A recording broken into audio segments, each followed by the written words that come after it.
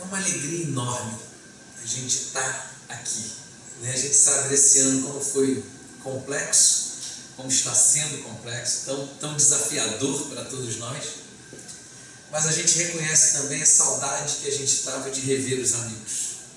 A gente sabe, e nós podemos ser beneficiados pela tecnologia nesse tempo, de podermos acessar amigos, podermos ver os familiares, podermos assistir às nossas reuniões espíritas, mas cada um de nós sabe a importância de estar aqui.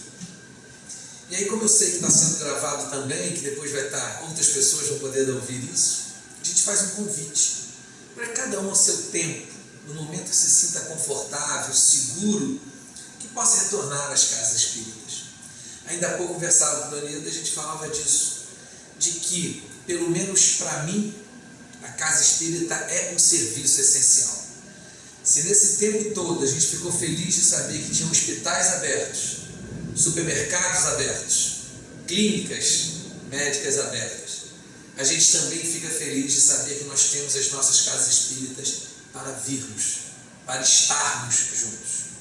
A tecnologia nos ajuda. As pessoas vão poder assistir essa palestra ao longo do tempo, daqui a uma semana, um mês, um ano, enfim, depois que a gente joga na rede, fica por ali. Mas essa conexão desse momento com a espiritualidade é sempre única. Nós não podemos imaginar que assistirmos um vídeo pela internet substitui a nossa presença na casa espírita. De fato, isso não é real. Nós precisamos entender e precisamos lembrar constantemente da importância de aqui estarmos. Aqui é um hospital para as nossas almas. Eu posso fazer uma consulta pela internet com um médico. Ele pode me orientar, tirar umas dúvidas com a receita. Mas eu não posso fazer uma cirurgia pela internet. Eu preciso estar com um médico na minha frente, eu preciso estar com toda a estrutura daquele centro cirúrgico para me acolher. E a casa espírita é assim. Se nós tivéssemos a estrutura espiritual das nossas casas, essa minha fala não teria utilidade. Mas como aqui nós somos sempre melhores quando estamos aqui, quando alguém nos pisa num calo na casa espírita, a gente fala, vai com Deus. Lá fora a gente explode. Nas nossas casas não é diferente. Tem hora que a gente está irritado, tem hora que a gente está calmo, tem hora que a gente assiste um programa na televisão que nos remete a boas vibrações, outras a vibrações negativas. Por isso que a casa, a nossa residência, nunca tem essa estrutura que a casa espírita tem. Por isso que a gente convida as pessoas a essa reflexão. É claro, não é para todo mundo vir de momento, a gente não está querendo de forma alguma mudar os protocolos de segurança que a gente está vendo por aí, as pessoas estão recomendando. Mas cada um a seu tempo.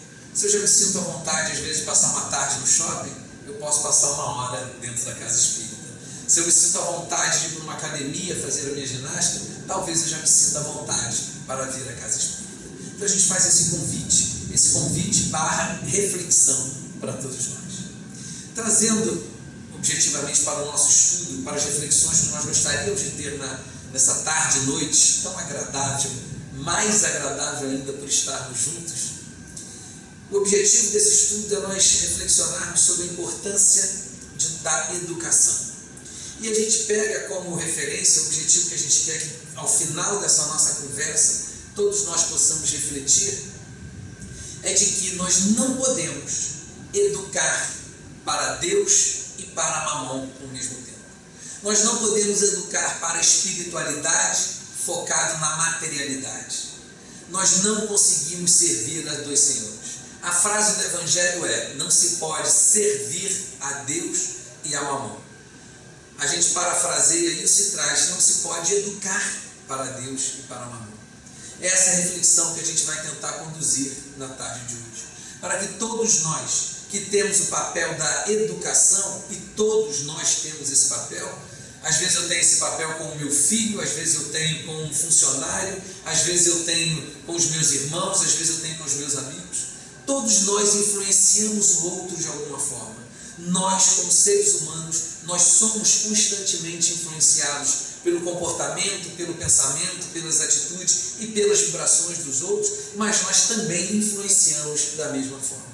Então, se nós temos esse papel em conjunto, nós trazemos essa reflexão, que quando eu estiver exercendo esse papel de influenciador, em qualquer nível que seja, que eu possa influenciar para Deus. Porque se eu influencio essas pessoas, se eu influencio as pessoas ao meu redor para as questões materiais, eu necessariamente estou me distanciando dessa influência de Deus. Claro, nós não estamos dizendo que as questões materiais não são importantes. É claro que são. Afinal de contas, somos espíritos encarnados. Então, se eu preciso da matéria para evoluir, é óbvio que essa matéria exerce também uma influência em mim e que ela é importante para mim. A reflexão que nós gostaríamos de trazer é exatamente que nós não podemos entender que a matéria é mais importante. Entender ou viver de forma a demonstrar que a matéria é o mais importante é viver para a transitoriedade. Tudo o que é material é passageiro. Esta linda casa que nós conhecemos, que foi edificada com tanto carinho, mantida materialmente, mas principalmente espiritualmente pelas nossas vibrações, mas o que a gente vê nela de matéria, daqui a 100 anos, daqui a 200 anos, não vai estar aqui. Mas o que nós aprendemos nessa casa estará conosco para a eternidade. O que as reflexões que tiramos daqui e o que ela faz para que possamos nos tornar pessoas, ou melhor, espíritos melhores, isso nos acompanha para a eternidade. Não importa o que seja, no aspecto material, ele vai passar por transformações ao ponto de deixar de existir daquela forma e se transformar em algo novo, algo diferente. Mas quando a gente fala das questões espirituais, as mudanças são evolutivas. O Fábio de hoje, ele precisa ser necessariamente melhor do que o Fábio de 200 anos atrás. Mas eu continuo sendo Fábio. Eu sou um Fábio com a obrigação de ser melhor do que eu era. Se eu não fui ainda, se eu não sou ainda, é por responsabilidade minha, mas eu teria essa obrigação. É diferente da matéria que sofre uma deteriorização. Então, nesse processo, a gente recorre ao Evangelho de Jesus. E o primeiro pensamento, a primeira reflexão que a gente tem no Evangelho de Jesus é a passagem do mancebo rico. Isso está em Mateus capítulo 19, a partir do versículo 16. Entre outros evangelhos também. Mas Mateus foi onde a gente consultou. E consta essa história que Jesus, junto com os seus discípulos, recebe a visita de um jovem. E esse jovem aborda Jesus com questionamento. O que eu devo fazer para conquistar a vida eterna? O que eu devo fazer para me espiritualizar? O que eu devo fazer para as minhas conquistas espirituais? O que eu devo fazer diante da eternidade? O jovem tinha essa consciência. E Jesus então diz para ele que ele cumpra os mandamentos. Ele questiona, mas Senhor, quais mandamentos? Amar a Deus, amar ao próximo, honrar seu pai e sua mãe, não cometer adultério, não roubar. Ele falou, mas isso eu faço desde da minha primeira idade, desde a minha juventude, eu já tenho praticado todos esses ensinamentos. Então Jesus oferece para ele uma alternativa. Se queres ser perfeito, essa expressão que ele usa, se queres ser perfeito, vá, vende tudo o que você tem, compartilha isso com os pobres, vem e segue-me, e a partir desse momento você terá um lugar no céu. E o jovem sai pesaroso daquele encontro, porque ele possuía muitos bens materiais. Uma segunda passagem que a gente queria refletir também é a parábola do rico insensato, do rico, que a parábola é aquela que ele diz que o homem olha a sua propriedade e naquele ano a produção agrícola tinha sido exuberante, muita produção. E ele olha para aquilo tudo e diz assim, mas eu não tenho aonde acumular, aonde guardar toda essa minha produção. Ou seja, ele tinha mais do que precisava. Ele poderia doar tudo isso, ele poderia compartilhar tudo isso. Mas a ideia que ele teve foi diferente. A ideia que ele teve foi de destruir os silos, destruir os armazéns que ele tinha, para construir armazéns melhores, armazéns maiores, com uma maior capacidade de armazenagem daquilo. E assim feito, ou assim fazendo, ele poderia dizer do Evangelho para a sua alma, minha alma, fique tranquila, porque agora você tem todos os recursos necessários. você pode viver tranquilamente. E aí vem o Senhor e diz: insensato, ainda hoje pedirei conta à sua alma. Ora, se pediria a alma dele, ele desencarnaria naquele dia, e o que ele levaria daquele tesouro que ele havia acumulado? Absolutamente nada. Como nós nada levaremos daqui da terra. O Chico nos dizia que a única coisa que a gente leva nessa vida é a vida que a gente leva. Nada mais nós vamos levar, a não ser as nossas atitudes, a não ser os nossos pensamentos, o nosso comportamento, as nossas relações de amizade com o próximo. Uma outra passagem ainda, a parábola do mordomo infiel. É interessante essa parábola só está em Lucas, não está nos outros evangelhos. Lucas 16 especificamente, a partir do versículo 1. Nessa parábola, Jesus nos conta que um senhor ficou sabendo que o seu mordomo, o seu administrador, não estava fazendo uma boa administração. Então ele resolve demitir aquele homem. E ele vai então a ele: que é isso que eu tenho ouvido da sua administração? Preste conta de tudo o que você administrou até hoje, porque você será demitido. Ora, ele pensou: o que farei eu nesta minha idade? Mendigar eu não quero. Ir para a terra, arar, cavar a terra, eu já não tenho mais idade para isso. O que eu farei? Já sei.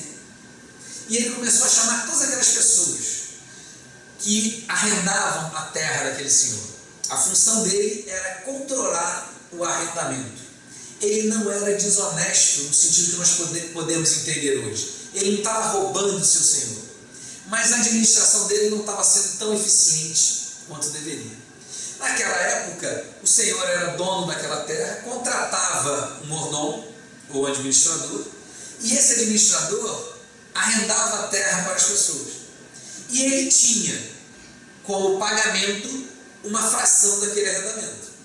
Então o senhor, por exemplo, dizia: olha, nessa área aqui, para quem plantar azeite aqui, eu quero como renda 50 barris de azeite. Vamos plantar azeitona e teria o azeite. Eu quero 50 barris de azeite. Ele passava para outro e falava assim: ó, nessa terra eu quero 100 barris de azeite. Ele ficaria com 50 e o senhor com 50. O senhor receberia o que queria e ele ganhava a comissão que ele mesmo estipulava e ele mesmo trabalhava. Isso posto, quando chegou essa hora dele refletir, ele começou a chamar todas as pessoas. Convocou então os devedores e disse ao primeiro: quanto deves ao meu senhor? 100 barris de óleo. Respondeu então: toma a tua conta, senta-te e escreve depressa 50. Veja bem, ele estava abrindo parte da comissão dele, ele estava abrindo mão da comissão dele, mas o senhor receberia integralmente o que ele tinha necessidade, tinha combinado. Depois disse a outro: quanto me deves? 100 medidas de trigo. Toma a tua conta e escreve 80. E o senhor louvou o administrador, porque ao fazer isso com aquelas contas, ele conseguiu amigos que poderiam socorrê-lo no momento que ele precisasse. No momento que ele fosse dispensado daquela propriedade, ele teria amigos que o auxiliariam. O que a gente traz, por enquanto, dessas 3 reflexões do Evangelho? Primeiro, o mancebo rico. O mancebo, ele não conseguiu naquele momento abrir mão das suas questões materiais. Ele era bom. Vamos lembrar que ele cumpria os mandamentos fielmente. Ele era o que nós chamaríamos hoje de um bom cristão dentro da nossa sociedade. Uma pessoa que consegue respeitar o outro, um bom cidadão, uma pessoa que cumpre as leis dos homens e cumpre a lei de Deus. Mas uma pessoa extremamente ainda apegada às questões materiais. Por que o Evangelho traz como um jovem? Porque nós, quando somos espiritualmente imaturos, jovens, nós ainda damos muitos valores às questões materiais. Por isso Jesus podia trazer qualquer pessoa, podia trazer um senhor de idade que estava muito apegado aos bens materiais, mas isso não traz todo o ensinamento que Jesus gostaria de trazer. Porque, na verdade, quando nós estamos muito apegados aos bens materiais, nós nos comportamos como crianças espirituais. E muitas das vezes nós somos essas crianças. Vamos pegar um exemplo singelo, mas que eu acho que ilustra o que a gente está pensando aqui. Se eu pego uma criança e ofereço ela uma grande barra de gelo, daquelas que a gente compra quando tem festa na nossa casa, para que ela possa brincar, e do lado eu coloco uma pedrinha de diamante, aquela criança vai escolher a pedra de gelo. Porque aquela pedra de gelo é mais divertida, atende às exigências dela naquele momento, é geladinho, derrete, escorrega, brinca, ele pode se divertir com aquilo. Mas, num dia quente como hoje, ele vai se divertir por um tempo. Logo depois ele vai ver tudo aquilo que ele identificava como valioso, como divertido, como capaz de proporcionar a ele a diversão ou atendendo às exigências que aquela criança tem diante daquela peça, daquele brinquedo, deixou de existir. O que sobra é uma grande poça d'água que pode se infiltrar na terra ou evaporar pelo sol. O diamante não. O diamante dura muito mais tempo, tem muito mais valor, não é capaz de entreter o divertimento, mas é capaz de suprir necessidades muito mais importantes. Nós nos comportamos como crianças diante das questões materiais. Se nos oferece alguma coisa, olha, se você não, Leonardo, nosso presidente na Casa Espírita, brinca assim, se a gente oferecesse, tivéssemos recursos para oferecer R$50 cada vez que uma pessoa vem na Casa Espírita, a casa ficaria lotada. A gente não conseguiria dar conta de tantas pessoas que gostariam de receber R$50 para assistir uma palestra espírita. Mas como nós não oferecemos questões materiais, oferecemos questões espirituais que nem sempre nós conseguimos perceber de imediato os benefícios disso, a gente deixa para depois. Nós preferimos brincar com o gelo do mundo do que acumular os nossos tesouros no céu. E por isso é que aquele jovem, aquele mancebo rico, preferiu ficar com seus brinquedos, preferiu ficar com a sua pedra de gelo, preferiu ficar com seus bens materiais do que seguir a Jesus. Porque se ele tivesse naquele momento, o que representa hoje, 2000 anos depois desse fato, o que representa aquela fortuna que aquele jovem tem? Absolutamente nada. Para ele, absolutamente nada. E diria até que talvez aqueles seus baús abarrotados de pedras, nem elas existam mais ao longo desses 2000 anos. Agora, se naquele dia ele tivesse aberto mão daquilo tudo e seguido incondicionalmente a Jesus, o que representaria isso para ele hoje? Que tamanho seria desse tesouro que ele teria acumulado na sua bagagem espiritual para a eternidade? Mas ele não foi capaz disso. A segunda, do rico insensato, e é interessante essa passagem, tem um versículo. Essa passagem do Evangelho, esse já está também no Evangelho de Lucas, mas já é o versículo, o capítulo 14, desculpa, capítulo 12. Capítulo 12, e aí sim, os itens a partir de 13. Primeiro diz, a passagem começa narrando de uma pessoa, né, que chega para Jesus e diz assim: Senhor, fala para o meu irmão dividir a herança comigo, me dá a minha parte na herança. E Jesus diz: quem me constituiu juiz nesta causa? Quem me constituiu juiz nas questões materiais? Jesus não vai se envolver nas questões materiais. Ah, Senhor Jesus, me ajuda para eu ganhar na loteria. Esquece, não vai. Pelo contrário, vai te atrapalhar, porque sabe que a loteria vai te atrapalhar muito. Então Jesus não quer que você ganhe na loteria. Senhor, faça com que a solução da herança, do inventário que está correndo a justiça há tanto tempo, saia logo. Ele não vai se envolver nisso, porque isso não representa absolutamente nada para Jesus. Agora, a maneira que eu me relaciono com o meu irmão, isso sim interessaria a Jesus. E ele segue dizendo e dá um conselho para eles. Depois lhes disse: precavei-vos cuidadosamente de qualquer cupidez, pois mesmo na abundância a vida do homem não é assegurada pelos seus bens. Podemos interpretar isso na questão material. Uma pessoa que seja muito rica também desencarna. Uma pessoa muito pobre também desencarna. Dinheiro não é garantia de vida eterna. Mas podemos também interpretar isso no aspecto espiritual. Eu não sou valorizado diante da espiritualidade pelas minhas posses materiais. Eu sou valorizado pelo que eu faço com essas posses. Mesmo que essas posses sejam insignificantes, como no caso, por exemplo, do óbolo da viúva. O que ela estava dando era quase nada. Insignificante para atender às necessidades da humanidade. Mas ela ofertava aquilo com o coração, ela ofertava aquilo com vontade, e ao fazer desta forma, ela conquistava um tesouro muito mais valioso. Então nós temos que nos lembrar constantemente de que os bens materiais são passageiros. E finalmente, a parábola do mordomo infiel, a gente pode entender que essa administração nos é tomada com a nossa própria vida. E aí a gente tem na doutrina espírita que a gente chama de moratória, né? Fábio, até aqui você não aproveitou a tua vida. E eu falo, meu Deus, quanta besteira eu fiz até agora. Se eu tivesse mais 5 anos, mais 10 anos de vida, eu faria tudo diferente. E sempre que eu conto essa história, eu lembro, Carlos, do nosso Rui Boixá. O Rui tinha um problema sério de coração, daqueles que não poderia ser operado, e ele tinha pouco tempo de vida. Mas ele passou a se dedicar de uma forma tão intensa à doutrina espírita, que aquele pouco tempo virou mais de 10 anos para ele. Quando eu digo a doutrina espírita, eu estou falando porque a nossa religião é o que ele fez, mas eu poderia dizer simplesmente se dedicar às causas cristãs, poderia dizer se dedicar ao próximo, se dedicar à sua própria reforma íntima. O Senhor não quer a morte do pecador, nos diz o Evangelho, Ele quer a sua remissão.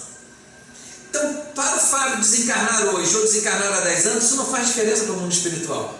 Agora, o que faz diferença é o que eu vou fazer nesses 10 anos.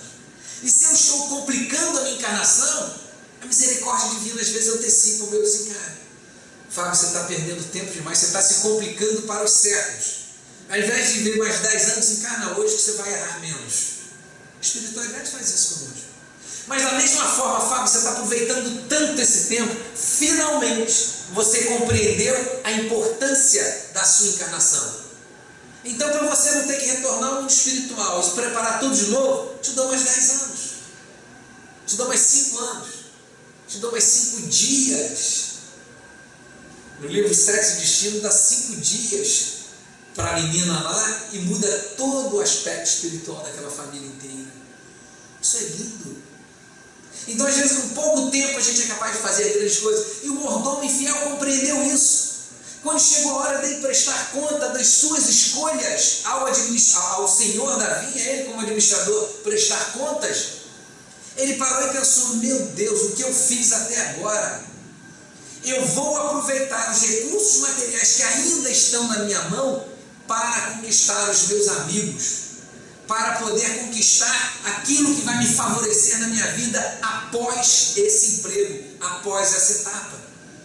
O Chico Xavier chamava isso de amigos da esquerda. Era interessante essa expressão, eu nunca mais esqueci isso. Ele dizia o seguinte, quando nós vamos orar, se eu estou com um problema de saúde, comigo ou com a minha família, naturalmente nós espíritas pedimos a Dr. Bezerra de Menezes. Dr. Bezerra, ajuda meu filho, ajuda a mim, ajuda a cirurgia que eu vou fazer. E Dr. Bezerra de Menezes, através da sua equipe, ele nos ajuda. Então Chico diz que esses amigos, que ele chamava de amigos da direita, são esses grandes espíritos. Jesus, Emmanuel, Dr. Bezerra de Menezes, não estou colocando todos eles, claro, Jesus está muito acima deles, mas esses a quem nós oramos, Nossa Senhora, né, Maria de Nazaré, nossa mãe querida, que muitas das vezes nós recorremos a ela em orações, esses são os grandes espíritos a quem nós recorremos. Mas nem sempre nós somos atendidos diretamente por eles. Porque nós temos também aquele que o Chico dizia para nós, são os amigos da esquerda. São pessoas que ficam ávidas por nos ajudar em agradecimento a algo que nós fizemos. Imagina que chega aqui na casa uma pessoa com as suas necessidades materiais. E o colaborador da casa vai ali na despensa, consegue 1 quilo de arroz, 1 quilo um litro de óleo, 1 quilo de feijão e entrega para aquela pessoa. O seu amigo espiritual, que estava acompanhando ela nessa busca de atender as necessidades prementes que ela tinha, fica grato a nós também. E quando nós oramos, ele fala assim: deixa eu ajudar. Deixa eu ajudar o Márcio fez tantas coisas boas, deixa eu ajudar o Carlos ajudou aquela pessoa. Esses não são espíritos de uma grande evolução, não são. Mas eles são capazes de nos ajudar quando a gente vai cair num buraco. Ele fala assim: olha, cai aqui não. Quando a gente está indo por uma rua e ali na frente tem alguém que pode nos fazer algum mal, ele fala: não entra nessa rua, não entra por aqui. Ele não é capaz de fazer grandes modificações no nosso plano reencarnatório, mas ele pode nos ajudar naquele instante. Lá na casa espírita tinha uma história de que na reunião mediúnica tinha um espírito que estava querendo prejudicar um tarefeiro da casa. E o benfeitor espiritual daquela reunião falou para ele o seguinte, através da reunião mediúnica, né? Falou assim: faz o seguinte, acompanha esse espírito que você quer, essa pessoa que você quer perseguir, que no passado te fez tão mal, ele já modificou. Ele não é mais aquela pessoa capaz de fazer aquelas atrocidades de séculos atrás. Mas faça o seguinte, acompanhe essa pessoa por uma semana. E nessa semana você vai poder ver como ele é diferente do que era. E o espírito aceitou aquela negociação, aquele desafio. E naquela época, já tem mais de 20 anos, naquela época a gente fazia distribuição de sopa na rua, né? A gente saía, chegava a ter dia, distribuíamos 300 latas de sopa, de segunda a sexta, porque no sábado era São Bicho. Porque mamãe entendia, naquela época, que sábado à noite ninguém janta, todo mundo lancha. E por que eles não têm de jantar? Então vamos dar sanduíche para eles. Então saía aquela equipe grande, saía do café por volta de 10 horas da noite e voltava por volta de 1 hora da manhã. A gente fazia a nossa prece final. Muito bem. E aquele espírito, então, estava acompanhando esse companheiro, e uma dessas tarefas que ele desempenhava era exatamente a distribuição da lata. E quando ele foi atender um daqueles moradores, uma daqueles irmãos que estavam ali no chão dormindo na rua, aquele espírito reconheceu naquela criatura que ali estava um filho de encarnações anteriores que ele há muito tempo procurava, mas estava distanciado. E quando ele viu aquele colaborador nosso entregando o alimento com tanto carinho para o seu filho, ele desistiu daquela perseguição que já durava muitos séculos. Ora, é exatamente o que aquela pessoa fez, o que o administrador fez. Ele conquistou um amigo com os recursos de quem? O recurso não era dele. Não era ele que tinha feito a sopa, não era ele que tinha comprado os legumes. Ele estava se beneficiando de uma série de pessoas que vinham antes dele construindo aquela tarefa. E ele simplesmente foi entregar. Na verdade, é o que todos nós fazemos.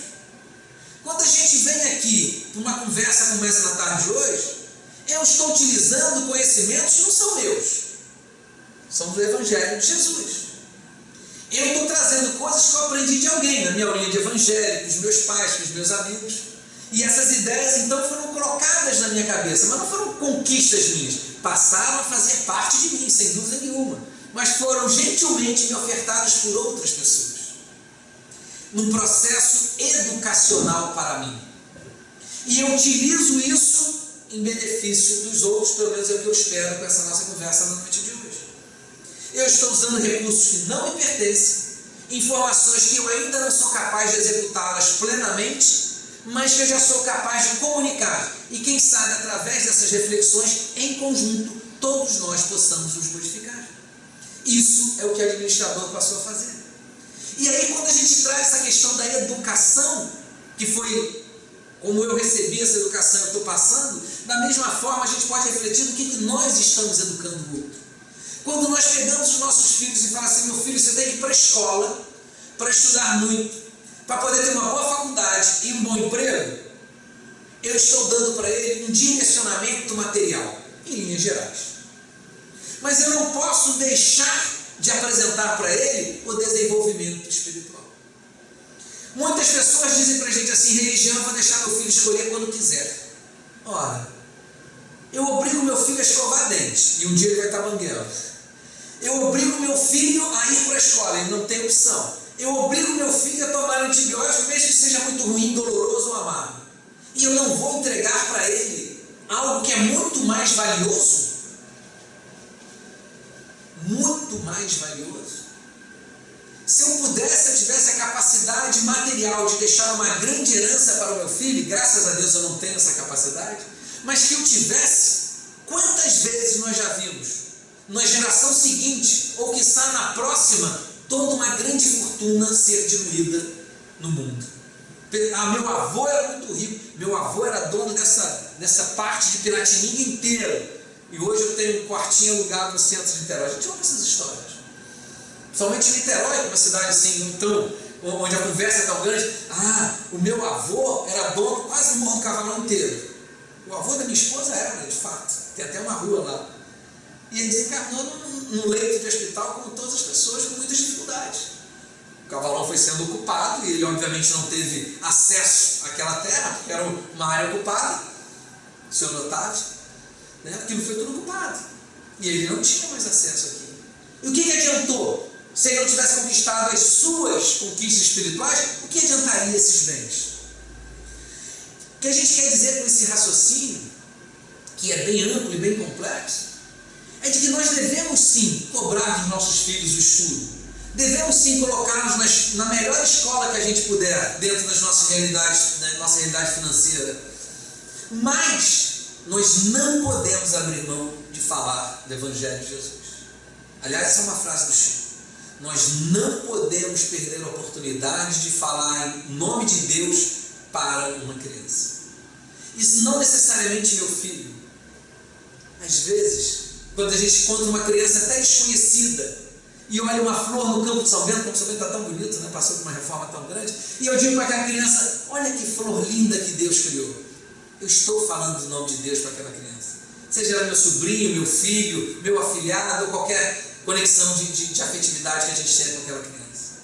Minha tia, irmã da minha mãe, quando ia dar banho na gente, obviamente eu era um caçula, mas a minha irmã conta essa história, que ela me levava a Liele para dar banho em mim, e aí conforme ela ia me banhando, ela falava assim: olha o corpinho do seu irmão como é bonito, olha como são os bracinhos dele, a perninha, tudo isso foi Deus que deu para o seu irmão. Isso é uma aula de evangelho. Num banho, era uma aula de evangelho. Minha mãe, toda vez que a gente ia pegar uma estrada, a gente fazia a nossa prece, né, para poder fazer uma boa viagem, e ela sempre nos recomendava pedir pelos animais da estrada. Com aquela simples oração, ela me ensinava a amar a natureza, me ensinava a amar a criação divina. Então isso não precisa, a gente, claro, a aulinha de evangelho é importante, mas não é só ela que vai evangelizar os nossos filhos. Nós vamos evangelizar constantemente. E eu trago aqui, concluindo a nossa reflexão, eu trago um comentário de uma mensagem que a mamãe trouxe na reunião mediúnica da nossa casa, há uns 15 anos atrás, talvez. E essa mensagem está até num dos livros da Lúcia Moisés, que ela pediu autorização para colocar essa mensagem lá. Mamãe dizia que ela estava acompanhando, para o estudo próprio, um grupo de espíritos que iriam reencarnar. E aquilo durava toda uma preparação, onde aqueles espíritos estavam realmente recebendo aquele curso para o que eles iriam enfrentar uma vez aqui na Terra. E ela, desde o início daquele curso, ela observou um espírito que estava ao fundo do salão, e aquele espírito parecia contrariado. Porque enquanto todos os outros estavam entusiasmados com o que estavam aprendendo, ele estava extremamente introspectivo, reflexivo. E a sua cara, portanto, estava demonstrando uma certa tensão, um certo desconforto. Então, a mamãe acompanhou aquele espírito durante todo aquele curso. No último dia do curso, aquele espírito pediu licença para falar. Então, ele diz uma recomendação que é para todos nós.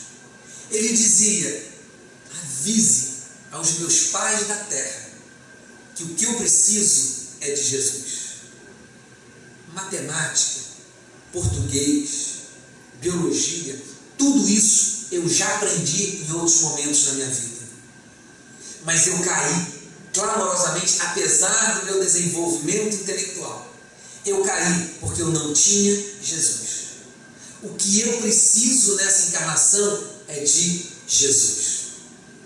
E nós às vezes esquecemos isso quando vamos educar os nossos filhos.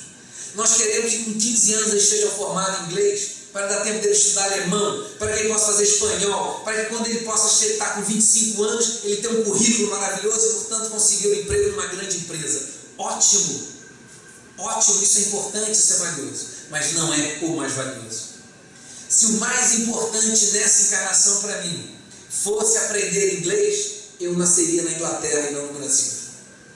Se eu nasci no Brasil, obviamente inglês é importante estudar, mas não é o fundamental. O importante para mim, para esse Fábio, para o que eu me conheço, é de Jesus. Até porque a história da humanidade está repleta de inteligências extraordinárias, memoráveis, que por não terem o Evangelho de Jesus, cometeram atrocidades contra a humanidade.